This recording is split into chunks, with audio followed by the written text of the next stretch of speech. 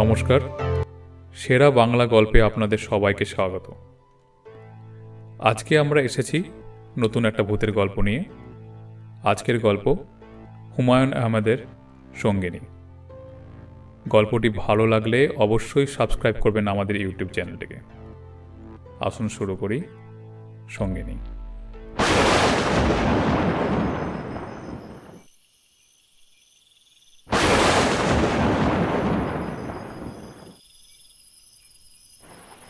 মিশির আলী বললেন, গল্প শুনবেন নাকি?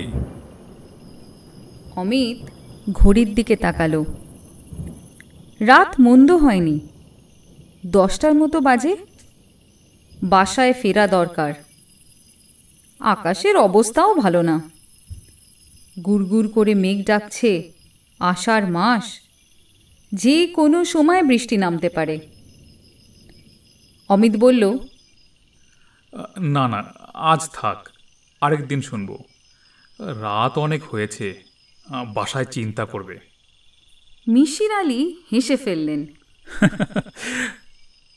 অমিত বিস্মিত হয়ে বলল, হাসছেন কেন? মিশির আলী হাসতে হাসতেই বললেন, বাসায় কে চিন্তা করবে? আপনার স্ত্রী কি বাসায় আছেন নাকি? আমার তো ধারণা তিনি রাগ করে বাচ্চাদের নিয়ে বাবার বাড়ি পাড়াতে চলে গেছেন। মিশির আলীর পর্যবেক্ষণ ক্ষমতা এবং সামান্য সূত্র ধরে সিদ্ধান্তে চলে যাবার প্রায় অলৌকিক ক্ষমতার সঙ্গে অমিত পূর্ব পরিচিত। তবুও বিস্মিত হল। তার স্ত্রীর সঙ্গে আজ দুপুরেই বড় ধরনের ঝগড়া হয়েছে। সন্ধেবেলায় সে স্যুটকেস গুছিয়ে বাবার বাড়ি চলে গেছে। একা একা খালি বাড়িতে থাকতে অসহ্য বোধ হচ্ছিল। তাই মিশির আলীর কাছে অমিত চলে এসেছে। তবে এই ঘটনার কিছুই বলেনি। আগ বাড়িয়ে পারিবারিক ঝগড়ার কথা বলে বেড়ানোর কোনো মানে হয় না। সিগারেট ধরাতে ধরাতে অমিত বলল,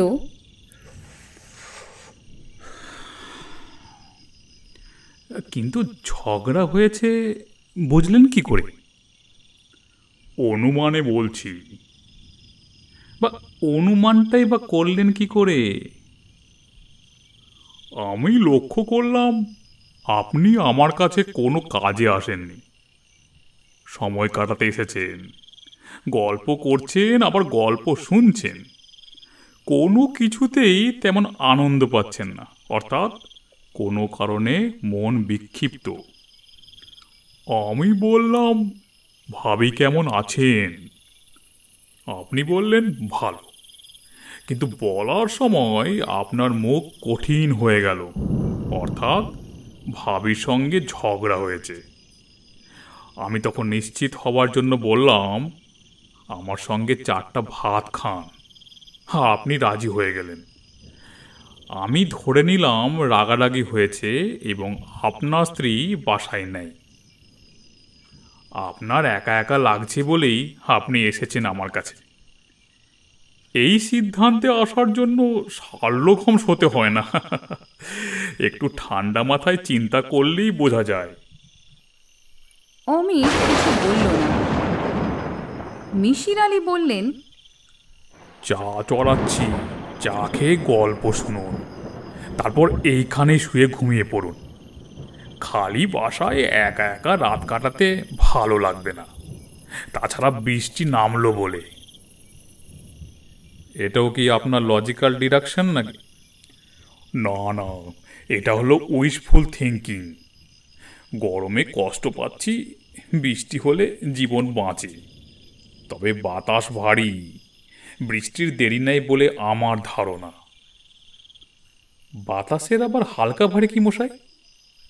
আরে আছে আছে, হালকা ভারীর ব্যাপার আছে। বাতাসে জলীয় বাষ্পের পরিমাণ যখন বেড়ে যায় তখন বাতাস ভারী হয়। সেটা আমি বুঝতে পারি মাথার চুলে হাত দিয়ে। জলীয় বাষ্পের পরিমাণের উপর নির্ভর করে মাথার চুল নরম বা শক্ত হয়। শীতকালে মাথার চুলে হাত দিয়ে দেখবেন একরকম, আবার গরমকালে যখন বাতাস হিউমিডিটি অনেক বেশি তখন অন্য রকম। কিন্তু আমার কাছে তো সবসময় একই রকম লাগে। মিশির আলি ঘর ফাটিয়ে হাসতে লাগলেন। ভাবটা এরকম যেন এর চেয়ে মজার কথা আগে শোনেননি। অমিত বোকার মতো বসে রইল। অস্বস্তিও লাগতে লাগলো। খুব বুদ্ধিমান মানুষের সঙ্গে গল্প করার মধ্যেও এক ধরনের অস্বস্তি থাকে। নিজেকে খুব তুচ্ছ মনে হয়। মিশির আলি স্টোভে চায়ের পানি বসিয়ে দিলেন। শো শো শব্দ হতে থাকল। এই যুগে স্টোভ প্রায় চোখেই পড়ে না। মিশির আলি এই বস্তু কোত্থেকে জোগাড় করেছেন কে জানে। কিছুক্ষণ পরপরই পাম্প করতে হয়, অনেক যন্ত্রণা। চায়ের কাপ হাতে বিছানায় এসে বসা মাত্র বৃষ্টি শুরু হলো। তুমুল বর্ষণ। মিশির আলি বললেন, আমার বেহেশতে যেতে ইচ্ছে করে না। কেন জানেন? না, জানি না। বেহেশতে যেতে ইচ্ছে করে না কারণ সেখানে ঝড় বৃষ্টি নাই। এয়ার কুলার বসানো একটা ঘরের মতো সেখানকার আবহাওয়া। তাপ বাড়বেও না, কমবেও না, অনন্তকাল একই হয়ে থাকবে। কোনো মানে হয়? আপনি কি এসব নিয়ে মাথা ঘামান নাকি? না, ঘামায় না। সৃষ্টিকর্তা নিয়ে মাথা ঘামান?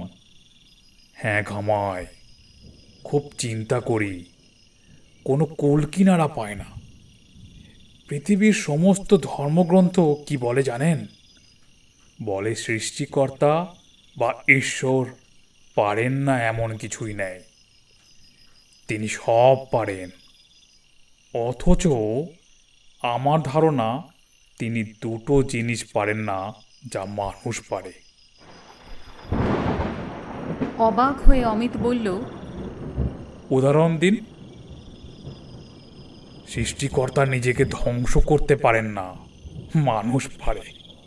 আবার সৃষ্টিকর্তা দ্বিতীয় একজন সৃষ্টিকর্তা তৈরি করতে পারেন না, কিন্তু মানুষ পারে। সে সন্তানের জন্ম দেয়। অমিত জিজ্ঞাসা করল, আপনি তাহলে একজন নাস্তিক? না, আমি নাস্তিক না, আমি খুবই আস্তিক। আমি এমন সব রহস্যময় ঘটনা আমার চারপাশে ঘটতে দেখেছি যে বাধ্য হয়ে আমাকে আস্তিক হতে হয়েছে। ব্যাখ্যাতীত সব ঘটনা, যেমন স্বপ্নের কথাটাই ধরুন না। সামান্য স্বপ্ন, অথচ ব্যাখ্যাতীত একটা ঘটনা। অমিত বলল, ব্যাখ্যাতীত হবে কেন?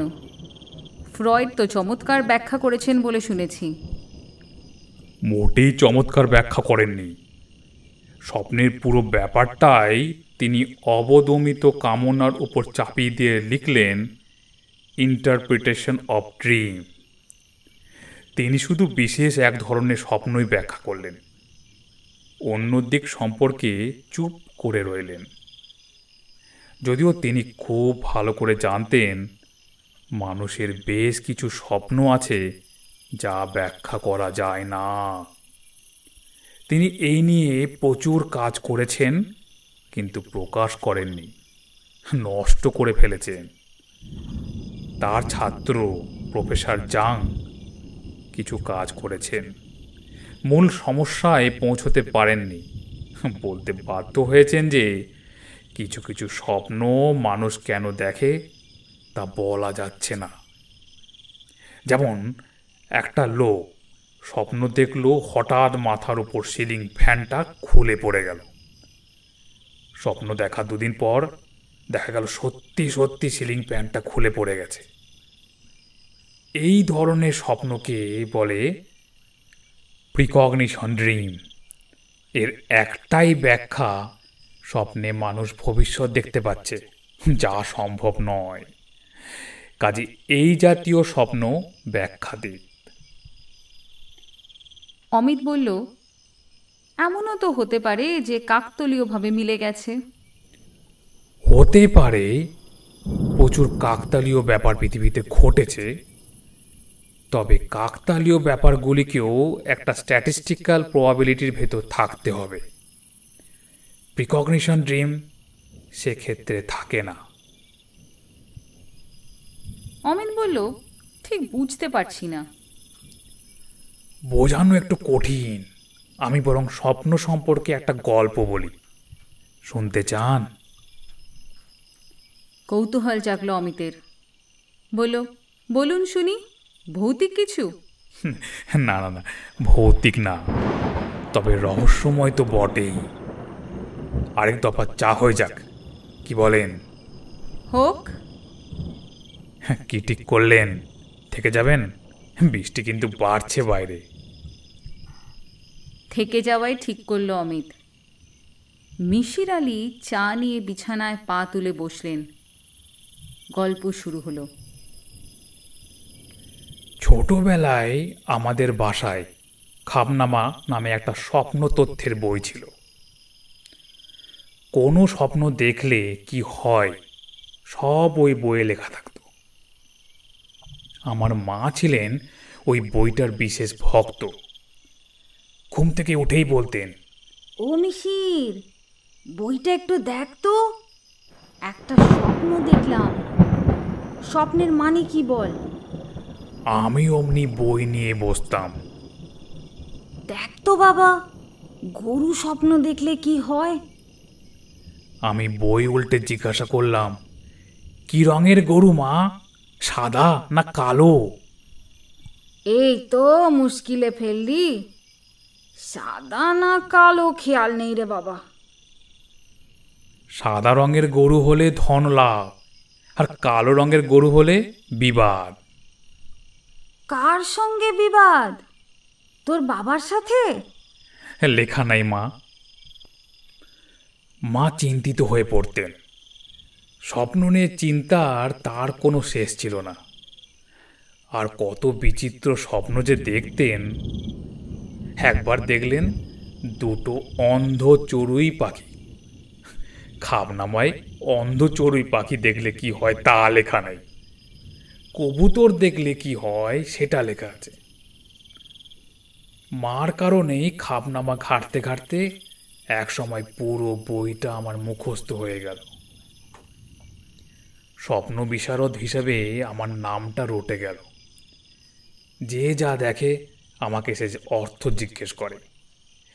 এই করতে গিয়ে জানলাম কত বিচিত্র স্বপ্নই না মানুষ দেখে। সেই সঙ্গে মজার মজার কিছু জিনিসও লক্ষ্য করলাম। যেমন অসুস্থ মানুষরা সাধারণত বিকট দুঃস্বপ্ন দেখে। বোকা মানুষদের স্বপ্নগুলো হয় সরল ধরনের। বুদ্ধিমান মানুষরা খুব জটিল স্বপ্ন দেখে। সমাজে প্রতিষ্ঠিত ব্যক্তিরা একটা স্বপ্ন প্রায় দেখে, সেটা হচ্ছে কোনো একটা অনুষ্ঠানে সে সম্পূর্ণ নগ্ন হয়ে উপস্থিত হয়েছে। সবার গায়ে ভালো পোশাক আশাক, শুধু সেই পুরোপুরি নগ্ন, কেউ তা লক্ষ্য করছে না। মিশির আলি সাহেব কথা বন্ধ করে হঠাৎ অমিতের দিকে তাকিয়ে বললেন, এই জাতীয় স্বপ্ন কি আপনি কখনো দেখেছেন? অমিত বলল, না, একটা স্বপ্নই আমি বারবার দেখি। পরীক্ষা হলে পরীক্ষা দিতে বসেছি, খুব সহজ প্রশ্ন, সবগুলোর উত্তর আমার জানা। লিখতে গিয়ে দেখি কলম দিয়ে কালি বেরোচ্ছে না। কলমটা বদলে অন্য কলম নিলাম, সেটা দিয়েও কালি বেরোচ্ছে না। এদিকে ঘন্টা পড়ে গেছে। এই স্বপ্নটাও খুব কমন, আমিও দেখি। একবার দেখলাম বাংলা পরীক্ষা, প্রশ্ন দিয়েছে অঙ্কের, কঠিন সব অঙ্ক, বাঁদরের তৈলাক্ত বাঁশ বেয়ে ওঠার অঙ্ক। অমিত বিস্মিত হয়ে বলল, সত্যি কি এমন স্বপ্ন দেখেছেন? জি না, ঠাট্টা করে বলছি। জটিল সব অঙ্ক ছিল এইটুকুই মনে আছে। যাই হোক, ছোটবেলা থেকে এইসব কারণে স্বপ্নের দিকে আমি ঝুঁকলাম। দেশের বাইরে যখন প্যারাসাইকোলজি পড়তে গেলাম তখন স্পেশাল টপিক নিলাম ড্রিম। ড্রিম ল্যাবরেটরিতে কাজও করলাম। আমার প্রফেসর ছিলেন ডক্টর সুইনহার্ট, দুঃস্বপ্নের ব্যাপারে যাকে পৃথিবীর সেরা বিশেষজ্ঞ বলা যেত। পিএইচডি প্রোগ্রামে গিয়েছিলাম, কিন্তু পিএইচডি না করেই ফিরতে হলো। প্রফেসরের সঙ্গে ঝামেলা হলো। যে লোক আমাকে এত পছন্দ করত সেই বিষ নজরে দেখতে লাগলো। এমএসসির ডিগ্রি নিয়ে দেশে ফিরলাম। ঢাকা বিশ্ববিদ্যালয়ে পার্ট টাইম টিচিংয়ের একটা ব্যবস্থা হলো। ছাত্রদের অ্যাবনর্মাল বিহেভিয়ার পড়াই। স্বপ্ন সম্পর্কেও বলি। স্বপ্নের সঙ্গে মানুষের অস্বাভাবিক আচরণের একটা সম্পর্ক বের করার চেষ্টা করি। ছাত্ররা প্রায় এসে স্বপ্ন বলে যায়। ওদের কোনো স্বপ্নই তেমন ভয়ঙ্কর হয় না। সাপে তাড়া করছে, আকাশ থেকে মাটিতে পড়ে যাচ্ছে, এই জাতীয় স্বপ্ন আর কি। দুঃস্বপ্ন দেখছে এমন লোকজনই পাওয়া গেল না। আমি গবেষণার কথা যখন ভুলে গেলাম তখন এলো লোকমান ফকির। লোকমান ফকিরের বাড়ি কুমিল্লার নবীনগরে। বয়স এই ৩০-৩৫। শিপিং কর্পোরেশনে মোটামুটি ধরনের চাকরি করে। ২ কামরার একটা বাড়ি ভাড়া করেছে কাঁঠাল বাগানে। বিয়ে করেনি, তবে বিয়ের চিন্তা ভাবনা করছে। আর এক মামাতো বোনের সঙ্গে বিয়ের কথাবার্তাও হচ্ছে। মেয়েটিকে তার পছন্দ নয়, তবে অপছন্দের কথা সে সরাসরি বলতেও পারছে না, কারণ তার এই মামা তাকে পড়াশোনা করিয়েছে। ছেলেটি এক সন্ধ্যায় আমার সঙ্গে দেখা করতে এলো। আমি তাকে দেখে চমকে উঠলাম। মুখ পাণ্ডুর বর্ণ, মৃত মানুষের চোখের মতো ভাবলেশহীন চোখ, যৌবনের নিজস্ব যে জ্যোতি যুবক যুবতীর চোখে থাকে তার কিছুই নেই। ছেলেটি হাঁটছে খুঁড়িয়ে খুঁড়িয়ে, কিছুক্ষণই পরপর চমকে উঠছে। সে ঘরে ঢুকেই বিনা ভূমিকায় বলল, স্যার আমাকে বাঁচান স্যার। আমি ছেলেটিকে বললাম, বসো বসো। তারপর তার পরিচয় নিলাম। হালকা কিছু কথাবার্তা বলে তাকে স্বাভাবিক করার চেষ্টা করলাম। তাতে খুব লাভ হলো তা বলবো না, কিন্তু তার অস্থিরতা কমলো। লক্ষ্য করলাম সে স্থির হয়ে বসতেও পারছে না, খুব নড়াচড়া করছে। তোমার সমস্যাটা কি? ছেলেটি রুমাল দিয়ে কপালের ঘাম মুছতে মুছতে প্রায় অস্পষ্ট গলায় বলল, স্যার আমি দুঃস্বপ্ন দেখি, ভয়ঙ্কর দুঃস্বপ্ন। আমি বললাম, দুঃস্বপ্ন দেখে না এমন মানুষ তুমি খুঁজে পাবে না হে।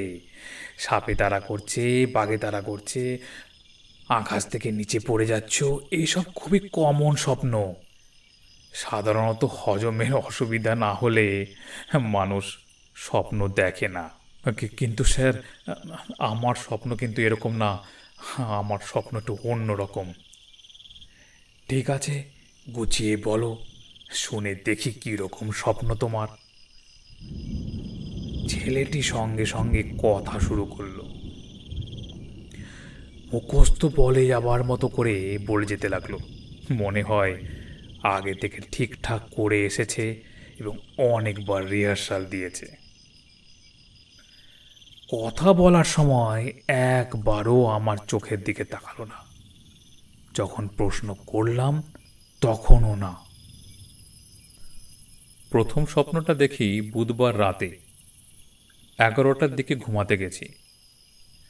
আমার ঘুমের কোনো সমস্যা নেই, শোয়া মাত্র ঘুমিয়ে পড়তে পারি। সে রাতেও তাই হলো। বিছানায় শোয়া মাত্র ঘুমিয়ে পড়েছি, কিন্তু সঙ্গে সঙ্গে স্বপ্নটা দেখেছি। কি করে বুঝলে শোয়া মাত্র স্বপ্ন দেখেছ? জেগে উঠে ঘড়ি দেখেছি 11টা 10। আচ্ছা আচ্ছা, স্বপ্নটা বলো। আমি দেখলাম খোলামেলা একটা মাঠের মতো জায়গা, খুব বাতাস বইছে, শোঁ শোঁ শব্দ হচ্ছে, রীতিমতো শীত লাগছে। আমার চারিদিকে অনেক মানুষ, কিন্তু ওদের কাউকে দেখতে পাচ্ছি না। ওদের কথা শুনতে পাচ্ছি, হাসির শব্দ শুনছি, একটা বাচ্চা ছেলে কাঁদছে তাও শুনছি, বুড়ো মতো একটা লোকের কাশির শব্দ শোনা যাচ্ছে, কিন্তু কাউকে আবছাভাবেও দেখতে পাচ্ছি না। আমার মনে হলো আমি বোধহয় অন্ধ হয়ে গেছি। চারিদিকে খুব তীক্ষ্ণ চোখে তাকালাম। মাঠ দেখতে পাচ্ছি, কুয়াশা দেখতে পাচ্ছি, কিন্তু মানুষজন দেখতে পাচ্ছি না, অথচ তাদের কথা শুনতে পাচ্ছি। হঠাৎ ওদের কথাবার্তা সব থেমে গেল, বাতাসের শোঁ শোঁ শব্দও বন্ধ হয়ে গেল। মনে হলো কেউ যেন এসেছে, তার ভয়ে সবাই চুপ করে গেছে। আমার নিজেরও প্রচণ্ড ভয় লাগলো, এক ধরনের অন্ধ ভয়। তখন শ্লেষচরিত মোটা গলায় কে যেন বলল, ছেলেটা তো এসেছে, মেয়েটা কোথায়? কেউ জবাব দিল না। খানিকক্ষণের জন্য বাচ্চা ছেলেটির কান্না শোনা গেল, সঙ্গে সঙ্গে থেমেও গেল। মনে হলো কেউ যেন তার মুখে হাত দিয়ে চাপা কান্না বন্ধ করে দিয়েছে। ভারী গলায় লোকটা আবার কথা বলল, মেয়েটা দেরি হচ্ছে কেন? কেন এত দেরি? ছেলেটিকে তো বেশিক্ষণ রাখা যাবে না, এর ঘুম পাতলা হয়ে আসছে, ও জেগে যাবে। হঠাৎ চারিদিকে সাড়া পড়ে গেল, একসঙ্গে সবাই বলে উঠল, এসেছে এসেছে, মেয়েটা এসেছে। আমি চমকে উঠে দেখলাম আমার পাশে একটা মেয়ে দাঁড়িয়ে আছে, খুব রোগা একটা মেয়ে, অসম্ভব ফর্সা, বয়স 18-19। এলোমেলোভাবে শাড়ি পরা, লম্বা চুল, চুলগুলি ছেড়ে দেয়া বাতাসে উঠছে। মেয়েটা ভয়ে থরথর করে কাঁপছে। আমি অবাক হয়ে মেয়েটার দিকে তাকিয়ে আছি। সে অসংকোচে আমার হাত ধরে কাঁপা গলায় বলল, আমার ভয় করছে, আমার ভয় করছে। আমি বললাম, আপনি কে? আমার নাম নার্গিস। আপনি যা দেখেছেন তা স্বপ্ন, ভয়ঙ্কর স্বপ্ন। একটু পরই বুঝবেন। আগে এই স্বপ্নটা শুধু আমি একা দেখতাম, এখন মনে হয় আপনিও দেখবেন। মেয়েটা কাঁদতে শুরু করলো, আতঙ্কে অস্থির হয়ে আমার গা ঘেঁষে দাঁড়ালো। কাঁদতে কাঁদতেই বলল, আপনি কিছু মনে করবেন না, আমার ভয় লাগছে বলেই আমি এভাবে দাঁড়িয়ে আছি। এরা প্রতি মাসে একবার করে আমাকে এই স্বপ্নটা দেখায়। আমি বললাম, এরা কারা? জানি না, কিচ্ছু জানি না। আপনি থাকায় কেন জানি না একটু ভরসা পাচ্ছি, যদিও জানি আপনি কিছুই করতে পারবেন না। কিচ্ছু না, কিচ্ছু না। মেয়েটি হাঁপাতে শুরু করলো, আর তখন সেই ভারী এবং শ্লেষ চড়ানো কণ্ঠ চিৎকার করে বলল, সময় শেষ, দৌড়াও দৌড়াও, এখনই দৌড়াও। সেই চিৎকারের মধ্যে ভয়ঙ্কর পৈশাচিক কিছু ছিল। আমার শরীরের প্রতিটি স্নায়ু থরথর করে কেঁপে উঠল। চোখের সামনে কুয়াশা কেটে যেতে লাগলো, চারিদিকে তীব্র আলো, এত তীব্র যে চোখ ধাঁধিয়ে যায়। যাদের কথা শুনছিলাম অথচ দেখতে পাচ্ছিলাম না, এই আলোয় সবাইকে স্পষ্ট দেখতে পেলাম। এরা এরা কারা? এরা কি? এরা মানুষ না, অন্য কিছু। লম্বাটে পশুর মতো মুখ, হাত পা মানুষের মতো, সবাই নগ্ন। এরা অদ্ভুত এক ধরনের শব্দ করতে লাগলো, আমার কানে বাজতে লাগলো, দৌড়াও দৌড়াও। আমরা দৌড়াতে শুরু করলাম। আমাদের পেছনে সেই জন্তুর মতো মানুষগুলিও দৌড়াচ্ছে। আমরা ছুটছি মাঠের ওপর দিয়ে, সেই মাঠে কোনো ঘাস নেই, সমস্ত মাঠময় অজুতো নিজুতো লক্ষ কোটি ধারালো ব্লেড সারি সারি সাজানো। সেই ব্লেডে আমার পা কেটে যাচ্ছে, ছিন্ন ভিন্ন হয়ে যাচ্ছে, তীব্র তীক্ষ্ণ যন্ত্রণা। চিৎকার করে উঠলাম, আর তখনই ঘুম ভেঙে গেল। দেখি ঘামে সমস্ত বিছানা ভিজে গেছে। এই তোমার স্বপ্ন? জি। দ্বিতীয় স্বপ্নটা কখন দেখলে? ঠিক 1 মাস পর। ওই মেয়েটিও কি দ্বিতীয় স্বপ্নে তোমার সঙ্গে ছিল? জি। একই স্বপ্ন না অন্য রকম একটু? না না, একই স্বপ্ন। দ্বিতীয়বারও কি তুমি মেয়েটির হাত ধরে দৌড়লে? জি। প্রথমবার যেমন তার সঙ্গে কথাবার্তা হয়েছিল, দ্বিতীয়বারও হলো? হ্যাঁ জি। দ্বিতীয়বারও কি মেয়েটা পরে এসেছে, মানে তুমি আগে অপেক্ষা করছিলে? জি না, দ্বিতীয়বারে মেয়েটা আগে এসেছিল, আমি পরে এসেছি। দ্বিতীয়বারের স্বপ্ন তুমি রাত কটায় দেখেছিলে? ঠিক বলতে পারবো না, তবে শেষ রাতের দিকে। ঘুম ভাঙার কিছুক্ষণের মধ্যেই আজান হলো। দ্বিতীয়বারও স্বপ্নে মোটা গলায় লোকটা কথা বলল? হ্যাঁ জি। লোকমান ফকির রুমালে কপালের ঘাম মুছতে লাগলো।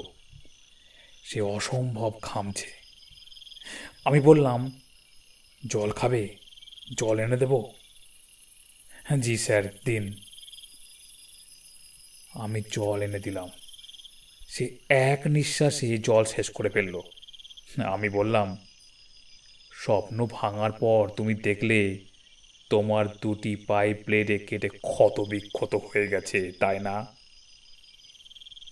লোকমান হতভম্ব হয়ে বলল, জি স্যার, কিন্তু আপনি বুঝলেন কি করে?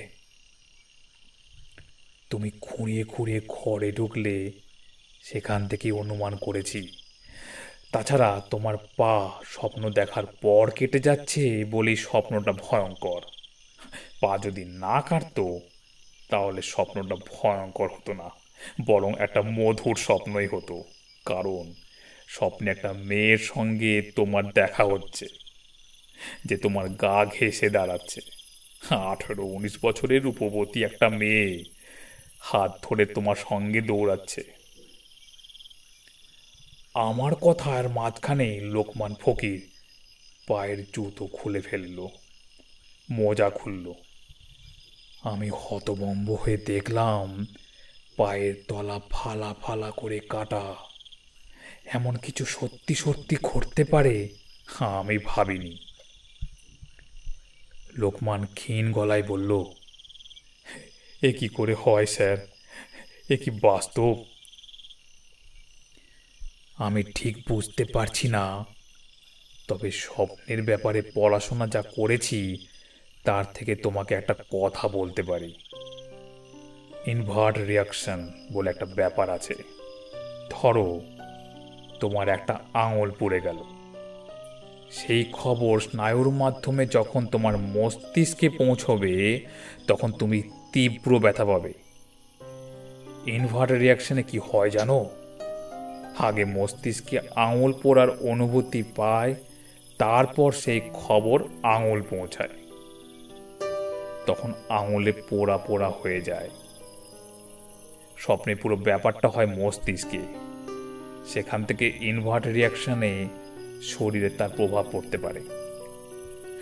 এক লোক স্বপ্নে দেখতো তার হাতে কি যেন পিন ফুটোচ্ছে।